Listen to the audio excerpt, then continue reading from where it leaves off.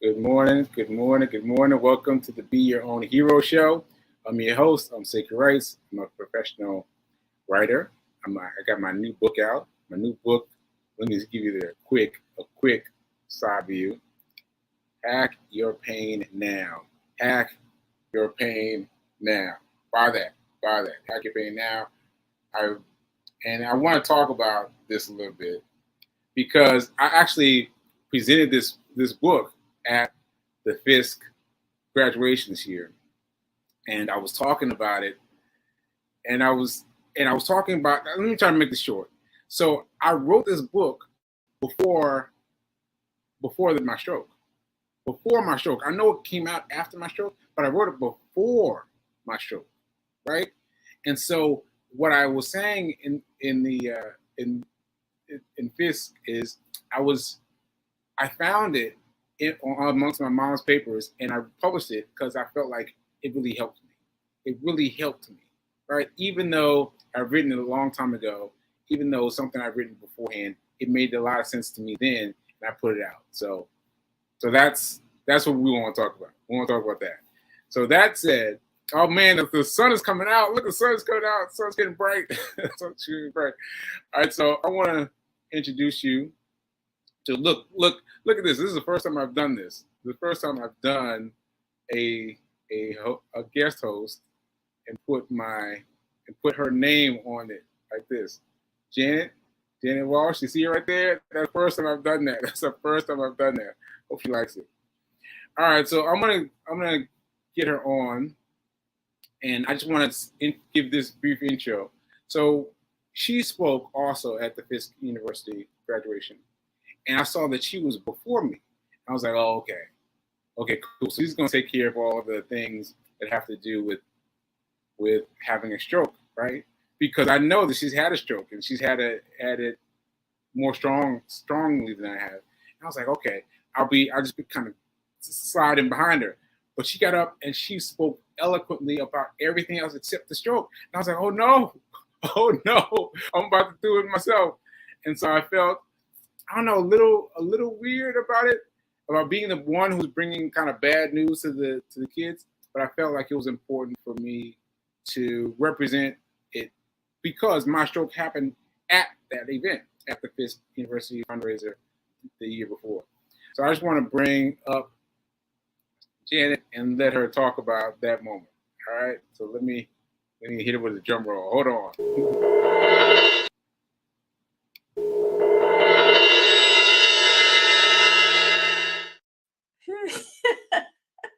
Good morning. Good morning. How you doing, Janet? I'm fantastic. I'm loving all the drum rolls, all the creative pieces. Your cognitive skills are running on 1,000 this morning. Oh wow, I appreciate that. Thank you very much. Thank you very much. I appreciate that. So tell me about the Fisk graduation, because I was convinced that you would say something about having a stroke because you and I have talked about you having a stroke. Right. So good morning. Thanks for having me here. Sure. And it's really interesting. I think one of one of the questions you may have asked is like, why don't you talk about it? And so I sort of early on, in my mind, it was always that I understood that people didn't want to hear about it. So like the first few weeks, the first few months, yes, but as you know, part of my professional identity, up until the stroke was that I was a tea maven. And so I went around doing tea parties, manners and etiquette. And so here you have me in this role really as like this picture of optimism, of just like everything like really good. I often told, the students that I had been training, whatever it is, the worst thing that there is that's happened to you, find the good in it. And I have been in this gratitude. So like all of these kinds of things, they kind of coalesced. And so when it was time for me to speak, I opted not to sort of speak about it. And I will be clear to tell you that just because, and I'm sure just because people don't talk about like the impacts of the stroke and what it's happened, do know that there is always a lot of background stuff happening. Like, even as I mounted on the stage, you think about these things in the back of your mind. Is someone going to be there to help me up the stage? I know how to walk upstairs, but when it's in front of like 400 people, you start to think, oh, like all of the post-traumatic stress that happens after a major medical event, especially any event where you have had some sort of deficit, walking, any, movement. When it is time for you to perform, you have to put on your game face. That's one, but you also have to suppress those urges that sometimes say, okay, oh, do you really think you should just go up the stairs by yourself? So those were the things that I was thinking of just before I got on stage. Yeah, I want to co-sign with you. I want to jump in with you because I have never talked about this. I've never talked about this, but those feelings about small things are big. Those feelings are big. And I was thinking about I was going to make it up those stairs. I was going to make it up those stairs. Right? The stairs were kind of close and they were kind of curved. I was like, ooh, I got to get the stairs just right. And luckily, there were some kids up front, and they started applauding me, and like, "Oh, that's him, that's him!" And thankfully, that gave me something to be distracted by, and I was able to get upstairs easily. But that's one of the things I have to think about: how am I going to get upstairs? And it's one of those things that you don't think about ever when you're fully a full person. You don't think ever about those types of things. But yeah, you have to think about a lot of things like that when you've got to. Right. And then you think so. One of the counselors, I think, helped me up the stairs, which is just a normal part of like courtesy and manners. But then you start to be in these instances where it's not just about courtesy and manners, it's just about survival.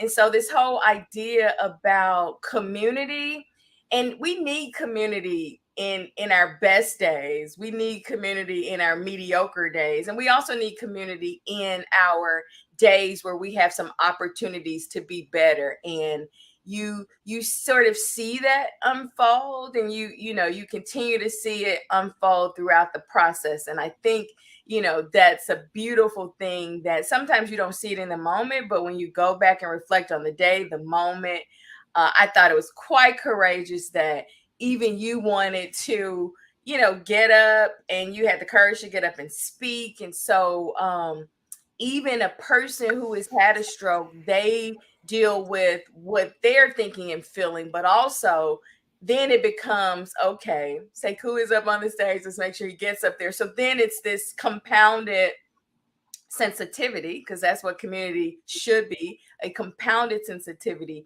in making sure that everything and everybody is able to perform, at their top level. Ashe. So I want to give you the shout out from Fee King right here. She's saying community is absolute essential. She's saying, yeah, that's Good right. Good morning, Fee. Good to see you again. Yeah, Fee.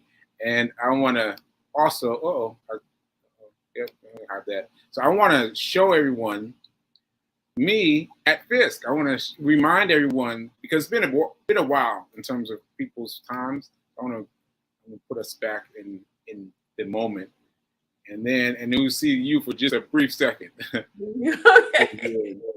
Let's just see. Okay, hack your pen now. But that book, the reason I can't remember the book is because I sometimes have alopecia. I can't remember things. But that book I wrote before today. I wrote before this year, right? I wrote it before then. So it's like I wrote it in anticipation of the time that was coming for me. Like, can you imagine that? Like, I found this stack of papers in my mom's house that I wrote for me. And I invite you all to read it, because I invite the parents to understand how to hack your own pain. How to hack your own pain. You must understand how to hack your own pain so that your children can see you and learn through you. So that your children can see you and learn through you, okay? Okay, can I get an amen on that? All right. All right. So I didn't know what I wanted to say today, but that's the main thing. I just want you to understand that you need to learn how to shed your own pain, because anything can happen. Anything can happen. You might be like me and hit with a stroke and have to deal with it. And I'm dealing with it the best I can. I shed. Okay.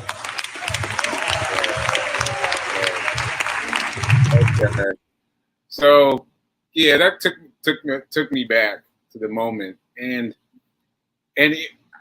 I didn't know what I was saying. I didn't know what I was saying. I had all these speeches. My mom printed out speech points for me right before. She sent me this whole speech point. I had it in my pocket, and I didn't reach for it. I was like, oh no, what am I doing? What am I doing? What am I saying? What am I saying? And so it was good to know that in my moment of doubt, I reached for that book. And the message that parents, you've got to have your things together. You've got to get yourself together so that you can express that. So you can express that to your children, so that your children can see you. You know what I mean? Yes. Yeah. So I just wanted to again tell everyone about the book. I mean, I don't know if you have it yet, but tell everyone about the book, because it was helpful to me. And one of the things that what was helpful was talking about smiling. Smiling was a big part of the book, and smiling was just using a pen sometimes to hold your mouth open in the smile. Okay, so I had to talk about that for a minute. Oh no, and I think that smile is really important, because as you know, anybody who's had any kind of neurological head stroke, any kind of trauma, like even getting those emotions to be back in sync, it what is sort of happening. And I remember looking at a picture. I was sitting with my brother and I looked at the picture. I was like, oh my gosh, like who is that person? It was me. And I was sitting with my twin brother, and I didn't recognize me, because like I could see in my eyes there was like this intense sadness. And it was, as your brain, as it continues to reorient itself to full living, as you know, I mean, here is the sad part of the story. It goes through these really like dark periods, and you really, really, really, really have to fight to get from that moment. And I remember looking at that picture with my brother and I, thinking like, oh my gosh, Janet, you gotta keep fighting. You can't, you gotta keep fighting. And so like I appreciate, life hacks. As a librarian, we always need like lists or something to do. And the beautiful part is that I wasn't smiling that day, but I started to look at the pictures, like when I was smiling, the people I was smiling with. And even though still I was not cognitively and emotionally where I could connect that happiness to where I was, it allowed me, by connecting to something that I couldn't really like feel fully again yet, it started to make me want to experience that more. And so I think an amazing thing about your book is that like these are life hacks. I mean, it's not hacks for us after we've had a stroke. It's not hacks for us after we've had a job. When we practice what we practice ongoing for a little while, sometimes it may feel like, oh, will I ever get this? But it always comes back. And so your hacks are things that we need to practice. We need to practice every day. So, and then we have to practice in the rain and the sunshine and the rainbows and all those things as well. Yeah, I agree with you. Thank you for that. And so I wanted to just comment on something. Your speaking voice is amazing. It's amazing. And I still struggle with mine. And I have to ask you, like, how do you deal with that? Well, what was your process? How long did it take you to recover your voice? So thank you. I appreciate that question. We talked about, part of this whole stroke thing is that it's a lot of work that has to happen behind the scenes. I'm still working to this day. We have our, as I call it, our frontline support people, our loved ones, our friends, our inner circle who give us like primary support. But I will tell you that it is important for us to have secondary and tertiary support. That secondary support is still for me is reading. Like every word I read still opens up another side of my brain. Secondly, I have to have people around me. Well, some you can't not deal with them, but like negativity has also been a hindrance to my recovery. So like I have basically positivity coaches. They don't even know it, but it's just some people you talk to, oh, they're positive. And my brain during still in this period loves positivity. So I'm able to mimic the actions of my positivity coaches. They don't even know it, but I mimic them.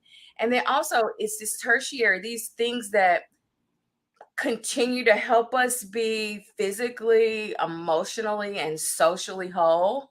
We'll talk about this because this is where, like, the other side of recovery and the cost of recovery, so that you talk with some people, they have them life coaches, but I have a communication coach where we are always communicating, and it is important in our communication. Now they know that they're a communication coach, but that we have to speak my words that they are speaking. We also check to see if during my speech, if there is any stuttering, if there is any delay in thought to transmission of that. So coaches, still therapists, working with therapists to make sure that the post traumatic piece of it, that it does not sort of take over. And so that on those moments when I'm called to be great, that little voice that says, well, what if you can't do a sentence, or what if you can't remember the words? So it's like those kinds of things. And then also some of the physical therapy that I still undertake. All the things I mentioned are not covered by insurance. And so you also have to have like a fourth level to say, okay, I want to thrive. I want to flourish. How am I going to be able to do this? And it really becomes this it's an act of tenacity. It's an act of like, listen, I've got to do this. And also it's an act of opportunity, because the brain, when it has trauma, it has the opportunity to come back even better than it was before. So I'm thankful to God that there are times that I say, oh wow, it's only sort of a higher power that can orchestrate all the team of people, even the resources, when it's like, oh, how is this going to work? They all come together. So yes. Yeah, wow. You touched on so many things I wanted to talk about. So many things, but I want to answer a question from Fee King. She's asking you, where was it? When was how long was your recovery? How long was your recovery? So how long? So you said you're still taking Yes. classes. April. So I think it's been. So it was April 4th, 2021. So Wow. that's over 2 years. Recovery is still ongoing today. So again, because the brain controls so many things, cognition, creativity, emotion, connection, the ability to relegate feelings of like, love, dislike. It's just really important to continue. I will also say that pursuing, like, I teach at Fisk, and so interacting with students, oh my This is God. another thing. Sorry, just another thing. It's like, what? You do what? All right, go ahead. Oh, thank you, students. And this was the first full week of 3 classes. And so you find yourself engaged, and then, they ask something, and then you like remember it. And like, it's not all the way in the back of your mind, but again, community, I keep saying, I am daily in recovery because of community, and they expand me, they stretch me, they inspire me, and it's that's sort of, Sophia, I hope I answer your question, but I had intensive recovery. It was about 9 months, and Yeah. about 9 months, it was really, really, really, really difficult. It was difficult. It was dark. It was heavy. It was weighty. I felt like no one understood. I also, one of the therapists had said that I would never like speak again, that I would only be a portion of who I am, and you never, ever, ever should tell Shirley Walsh's, Jesse Walsh's, Lily Spencer's granddaughter, that was my mom and dad, I mentioned her. You never tell their descendants or any of them, and let my ancestors hear them say that I will not be something. And you'll see that they push me and give me everything to make it work. Right. I felt a little spark. You're like, you're not gonna tell me. You're not gonna tell me. Wish you Right, would tell me, yeah. wish you would. I appreciate that. And now let me get this right now, because it seems like maybe I'm on the wrong path. Like maybe I need some more coaching, because I did the coaching for a while, then I let it go. But maybe I need to do some more coaching to facilitate my voice more. Is that right? Yeah, so I will tell you the blessing and the burden. Say cool. The blessing is that you're gifted, you're smart, you have all these things at your fingertips. You have a wonderful support team. That is the blessing. The burden is because you have that. It is those of us who have that are less likely to seek additional things. But I would recommend, even if it's nothing more than analysis, to say, hey, how do you think I'm doing? And, our friends are going to say, oh, you're doing great, great, great. But then you need a coach to be like, well, Janet, I was talking to you and you really didn't say the fourth point to the points that you were making. And I was like, well, I was on the phone texting while I was talking to you. That's why. But anyway, so I do think, if nothing more than additional like check-ins to see, and then a coach may be able to recommend what. And I do recommend that it's always somebody that's out of your league. Like if you are like 7 feet tall and smart, find you somebody who's like 9 feet tall and smart.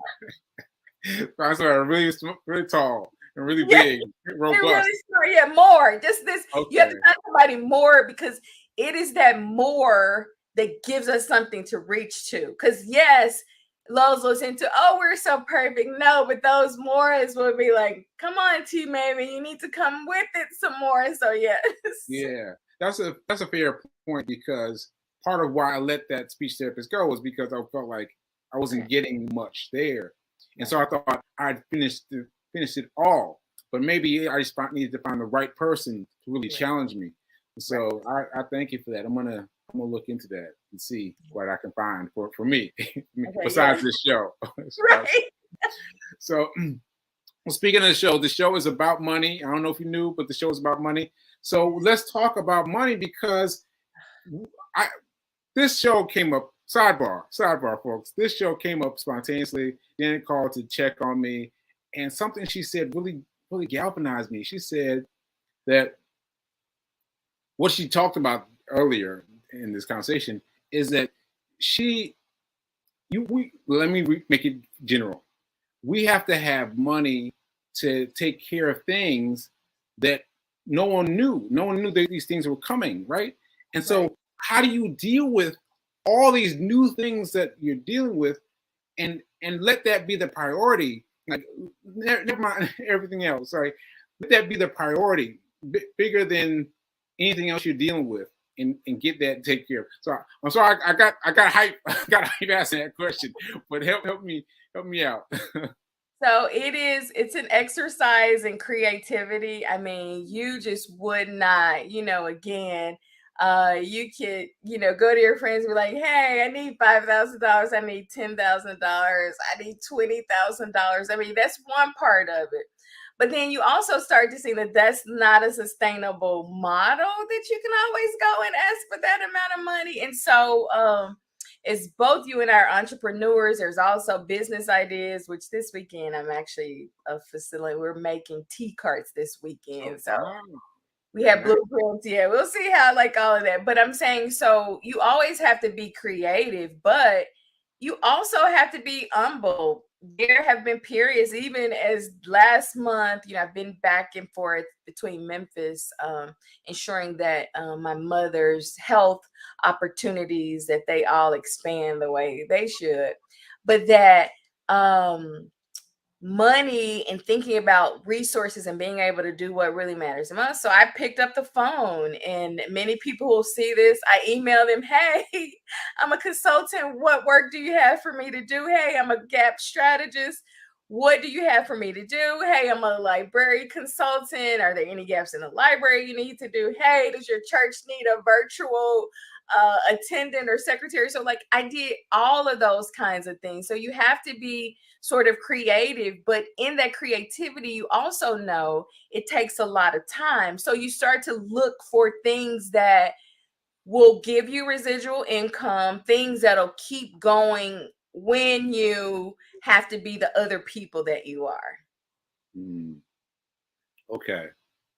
Okay. So you sent out asks of all these people Oh, and I asked did, them.